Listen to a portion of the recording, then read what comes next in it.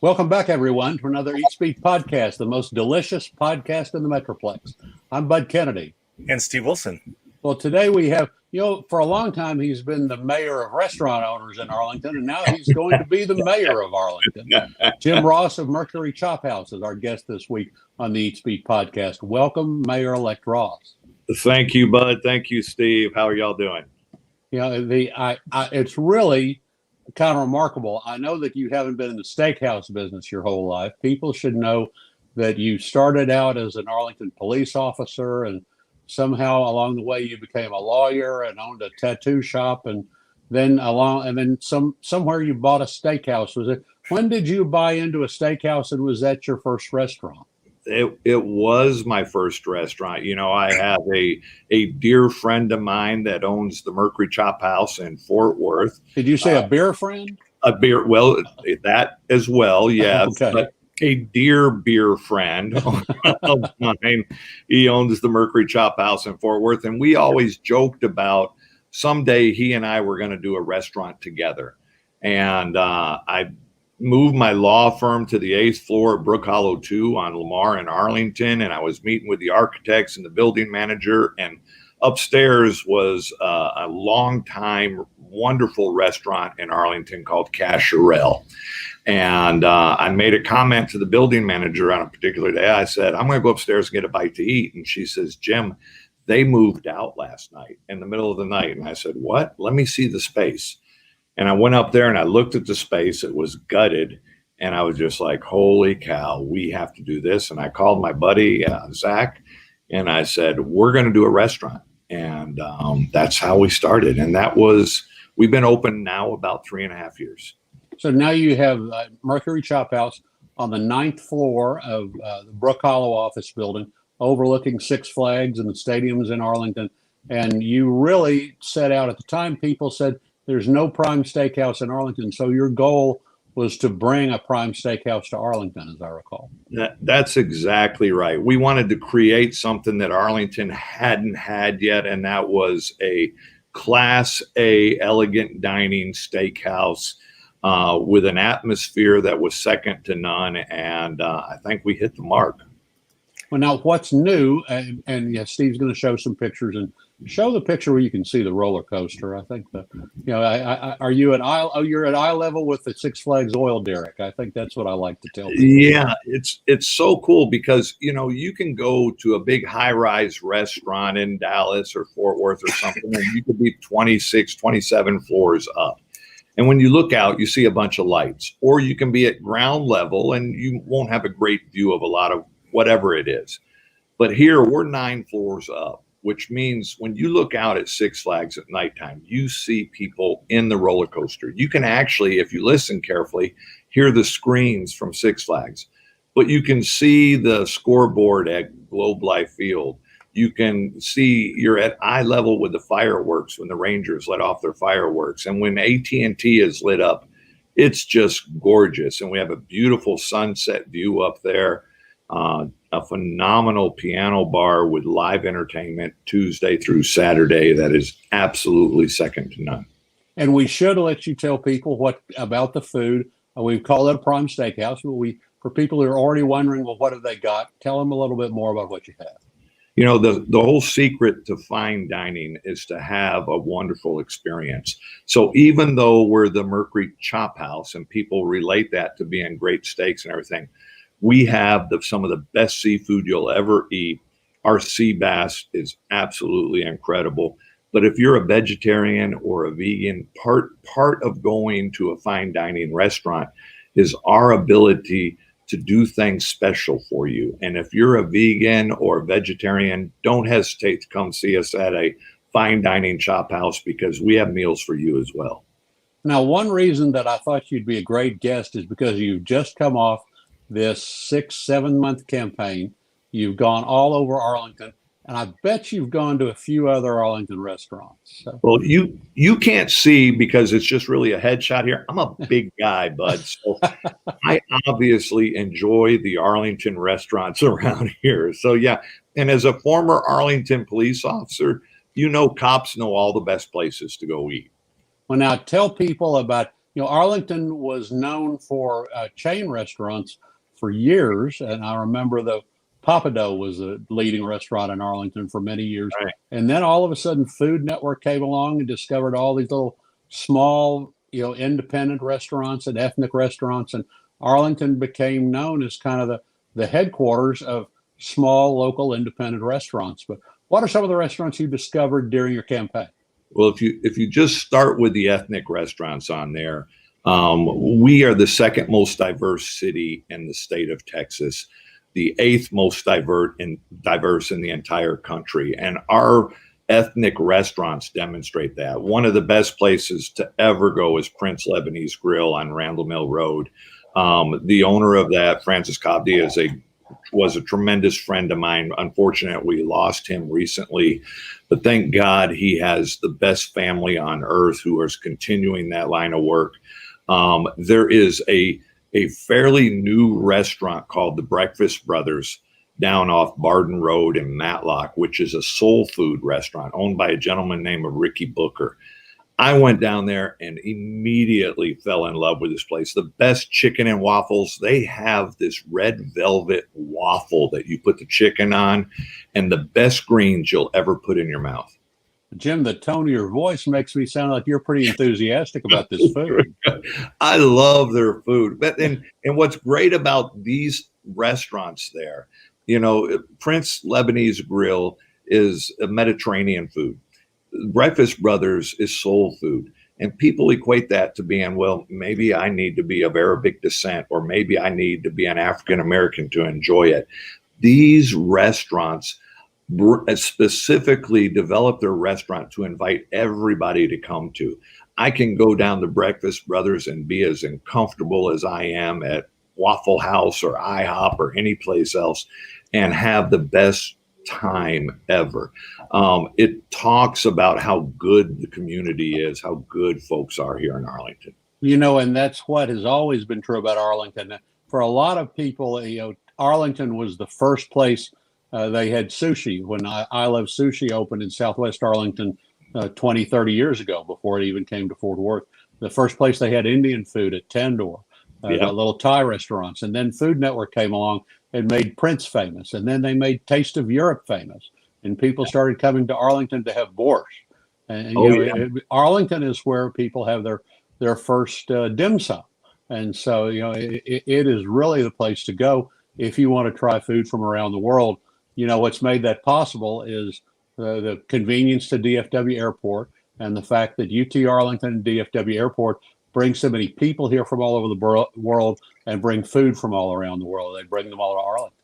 Yeah, it's really amazing. You can go down to Benton Plaza off of Pioneer Parkway here in Arlington, have some of the best Asian food that you're ever going to put in your mouth down there. And it's incredible. It's absolutely incredible. Who are some of the chefs that are your go-to? If you were rounding up chefs in Arlington and said, we need for the city to be in touch and promote the independent chefs or the people who really know the community, anyone come to mind? A number of them, actually. George Rodriguez, he's great around here. Maurice Ahern, he's incredible. Francis Cobdi was amazing when he passed, but his son Aziz has not missed a lick and doing what he's doing in that restaurant down there. I like my guy Clay Wilson at the Mercury Chophouse as well. There's so many good chefs around town. Where do you go for lunch? Where do you go for dinner when you don't go to Mercury? What are your go-to restaurants? Wow. Aside from the two we've already talked about, if I had to pick a place, I'm a pizza guy and Italian food. And if I had to pick a place that makes the best pizza, I'm going to pick Moni's. Okay. Randall Mill Road. It's funny. I didn't learn Amy's first name until recently, because Moni is Moni and his wife is Amy. Yeah, Moni Calba. And his wife is Amy, but everybody calls her Mama. And so forever, I just walk in, I call her Mama, and I just learned her name recently. But Moni's is absolutely one of my go-to places. I adore Moni's. If I want another good fine dining place other than my restaurant, I go to Piccolo Mondo. Piccolo Mondo's been there a long time at Collins and Lamar, and just great people up there. They make you feel at home. I love recommending people to take, their mother for their birthday or, for any sort of fine dining occasion. Piccolo Mondo, for a long time, Fort Worth did not have an Italian restaurant as good as Piccolo Mondo. And I was always glad to recommend people go to Piccolo Mondo. And Moni's is, one of the best of the pizza and pasta family. The Cabo restaurants are all really good. And I recommend it to people who are meeting someone from Dallas and don't want to spend a lot of money. I say, well, meet at Moni's. Everybody will have a great dinner and you'll get out for very little money. Now, Arlington has these, pizza legends. You have a Mama's that people really like, particularly UTA students eating a buffet.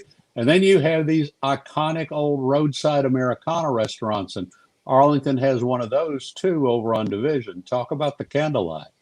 Oh man. So, the Candlelight Inn, we thought we lost for a long time. And then a local businessman was able to revive the Candlelight Inn and build it again and sort of bring the old Candlelight Inn back to life. And the Candlelight Inn is one of those comfort food places that you can walk in there, take a step back in time, if you would, with the old booths that they built in there. And, you can get everything from spaghetti to tacos to a hamburger to chicken fried steak.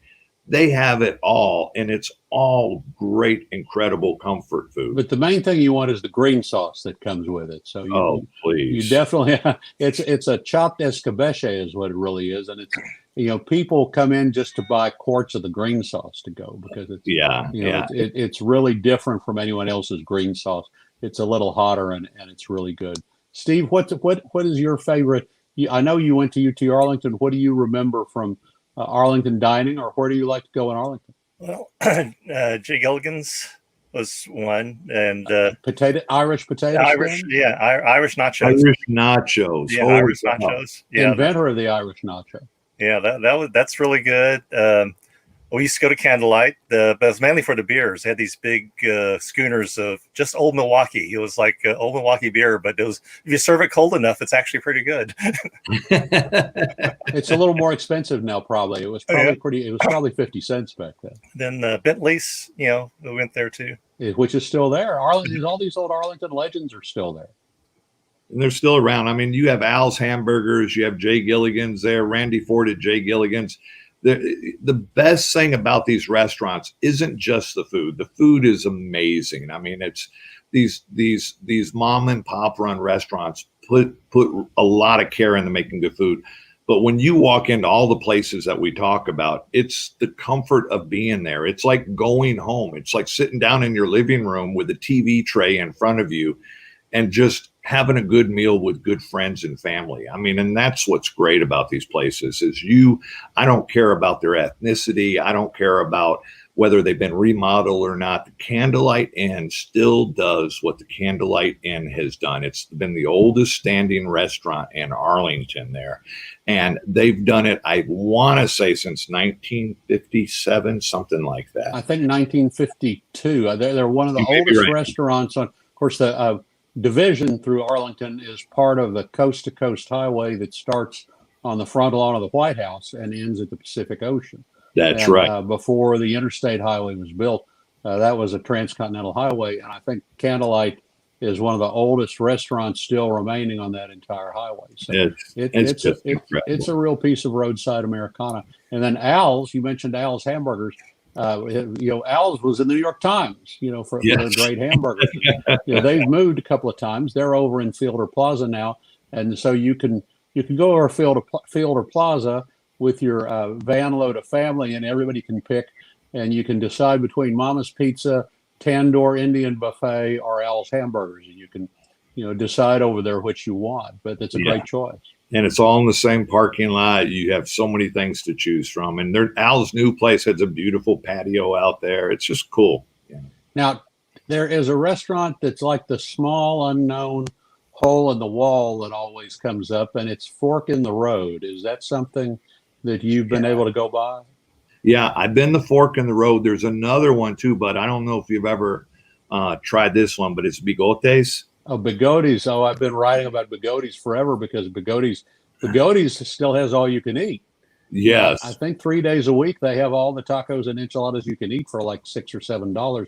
Jim, I know you probably have never had an all-you-can-eat buffet, but it is something that I've kind of used to make my mark on from time to time. And, I remember a day when I could put a good damage on bigotes all you can eat there, but now if I finish a first plate, I'm really doing well, and then you're in a food coma for the rest of the day.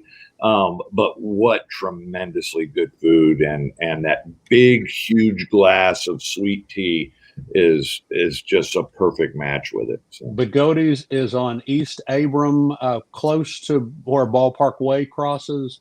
It's really not terribly far from the entertainment district or from downtown Arlington, and it's definitely a little hole in the wall destination in Arlington. Now you're in the entertainment district, and there's some new restaurants in Champions Park and another couple more that are about to open. What do you see up there? We should talk about the really exciting new development in Arlington. What do you see around Champions Park? Champions Park is blowing and going right now. One of my favorite places in there is the Social House. They have some tremendously good food, great atmosphere.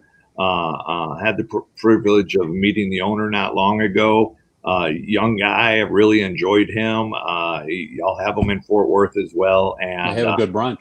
They have a great brunch over there. So I'm happy to see Social House doing so well over there. What a great place. Fatburger's coming where BurgerFi was. And right. So you'll have Fatburger.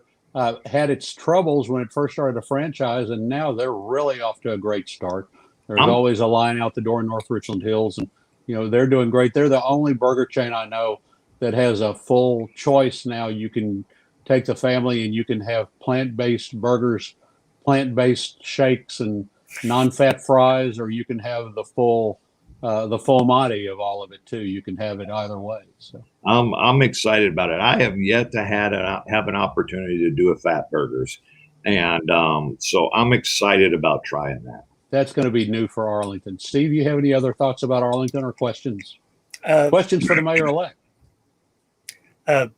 Well, you're all talking about Social House. Is that the one with the games? Is that at the live? No. Social House in Arlington is up at Champions Park on North Collins, north of I-30, just a little bit. Mm-hmm. Steve, you've done some of the Rangers and Cowboys food taste rounds. What, I don't know what there is at the ballpark this year to talk about, but have you been to, Steve, have you been to Live by Lowe's or the restaurants there in the new complex? The one Lockhart Smokehouse or one of those? Yeah, I've been to the Lockhart Smokehouse. Actually, I took a tour of the place when they first opened it, and they gave us a sampling of almost every restaurant there. And that turned out to be another little food destination. And if they had more name dining, that would be even more successful. I think now it's finally that's drawing more attention. So it's like, does Pudge have a pizza place there still? Pudge's Pizza. I don't know if it's still there, but yeah, it's still there, still doing well. Troy's place there. If you've been inside Troy's, it's a decent little place as well. They have some cool little twist to some foods there. Mayor, what's in the economic development plans next? What's the next big mall or hotel or shops or restaurants? And I know there'll be some remaking of Lincoln Square, but what's next for Arlington? Well, we have all kinds of exciting things going on. I had my first post-election meeting with Mayor Williams yesterday, and with their city manager Trey Elverton today. Love both of those guys. We have all kinds of stuff going on. Probably the next big thing is the new Lowe's Hotel there across the street from Live by Lowe's. That's going to bring in a number of restaurants with a new convention center and everything in Arlington, and 880 more rooms into our entertainment district. So we're very excited about that being underway right now. And that'll bring more business to local restaurants. And I know that Experience Arlington has really done a great job of showcasing local restaurants and telling people where to get out and support. Unique and local. is what tourists are looking for everywhere they go now. They want unique local. You see chain restaurants dying on the vine because people want unique local experiences. And Yeah. Experience Arlington's done it. Visit Arlington has done a great job of Well, showcasing unique local restaurants. and we're going to keep that going even after I'm in office. That's such a fun experience to sit there and showcase Arlington businesses from dance studios to dry cleaners to restaurants to you name it. Getting to know the backstory to all of these small businesses and to help them promote themselves and let people know how important it is to support your local businesses, especially on the tail end of this pandemic. It's very, very fulfilling. I can feel a tap on my shoulder reminding me we haven't talked about the Urban Union development and the restaurants there. And so you have Canaroso and you have the Hurtado, which is a craft barbecue destination. Cartel tacos, yeah, cartel tacos, Hurtado. We've done the Arlington experience at all of those places down there. They're just all incredible restaurants, individually owned, and you go in there and Hurtado, yeah, you get a plate of meat from that place, and I'm sorry if you're a vegetarian or a vegan and stuff, but I like my meat. And you get a plate of meat from that place, and who do you think you're talking to here? Well, I know you can empathize with me, bud, so I appreciate that. I'm going to ask you what people ask me. I'm meeting friends from Dallas. We're going to meet in Arlington. Where should we meet? You tell me your answer first, and I'll tell you mine. I'd say it probably depends upon what you're wanting to accomplish. If you want a good business place to come meet and do business, go to Piccolo Mondo, come to my restaurant. If you're meeting them for a casual time just to be able to talk and laugh and have a good time, pick one of the places at Urban Union or go to one of our ethnic diverse places, Breakfast Brothers, Prince Lebanese Grill. You'll get great food, great service, great people, and you'll be able to just, have a good casual conversation with your friends. And my answer right now, since it's reopened, is Mariano's Hacienda. And Mariano's, the home of the frozen margarita, is back in business. Yeah. They've got a new menu. They've got more variety than ever before. They have more choices. They have added a big patio for outside dining. It's the best Mariano's that Arlington's ever had. And I think that it's right off 360. If you can get through all the barricades and all the dust to get to Mariano's, you can have a great dinner. Man, I have not been there since they reopened. I almost lived there prior to them doing all their remodeling and everything. What tremendous history. I can't believe we overlooked talking about them earlier. It is. They have stepped up 10 notches. They've stepped up their game because they see that in Arlington is worth the investment. So they invested in building and improving despite all the construction going on around. Steve, Eddie, do you have a favorite place to stop for friends? ABC Seafood. Okay. A lot of my friends and family like dim sum, and there's not really a dim sum place, in Fort Worth. You have to start in Arlington and work your way towards Dallas. But that's on Pioneer around New York, right? Do you know exactly? But they have a crab rice, which I really like. They have a big tank of crabs, and you order the crab rice. It's like a fried rice with crab, and the big crab is sitting on top of the rice, the shell, and they've mixed the meat in with the rice. But then it's for the whole table. It's expensive, but it's a nice centerpiece of something to eat. See, and where is there any place else on Pioneer that people be sure not to miss? I mean, I know Joe Ed's Bomber, but that's in Pentigo, which we won't even talk about because those restaurants are taking business out of Arlington. But, Steve, any place else on Pioneer? Can't think of any place right off the top of my head. Once you get over to the main stage and Asia Main Event and the other headquarters, I mean, there's so many great places. Every little place up and down Pioneer is worth peeking your head and looking around because I think there was a Hawaiian place I went to not too long ago. Just in a I can't remember. It was a grocery store shopping center, but that was pretty good. I can't remember what the name of it was. Somebody will send us a name and I'll add it as a comment. Jim, do you know it? Don't forget, not that place, but don't forget the Christmas year-round place on Pioneer, Campo Verde. You Oh know, my gosh. Dalworthington Gardens, but draws business to Arlington too. draws business from Arlington, and we still like to claim them, but they have some great fajitas there at Campo Verde. I just tell people go to Campo Verde. Don't expect too much of the Tex-Mex. It's really an Arizona Sonoran style, so it's You're not right. exactly what you would get at El Phoenix or El Chico. And so, but just get a hamburger, get a chicken fried steak, and enjoy the atmosphere, and have a good time at Campo Verde, and enjoy the trains and the Christmas lights and everything else. So I think Campo Verde is everybody's destination, and try to go. They open the doors at 11. I'd suggest being in line at 11, because if you try to go at prime time, it'll take a long time to get in. That draws people to Arlington just to go to Campo Verde. Oh yeah, it does. Well, see, now this is great. Now, Mayor, I know you'll be too busy to do this again once you get in office, but it sure is great to have you come talk about all the restaurants and the experience. I'm never going to get too busy to talk about food with y'all. So you let me know anytime. And if we want to sit down and have a big meal, we'll do that too. Okay. And we can invite Mayor Maddie Parker, and she can have a salad, and we can have the barbecue plate. That's right. We can all have fun. That's right. All right. Well, Steve, I guess until next time on the Eat Speak podcast, and I'm Bud Kennedy. And Steve Wilson. And Jim Ross.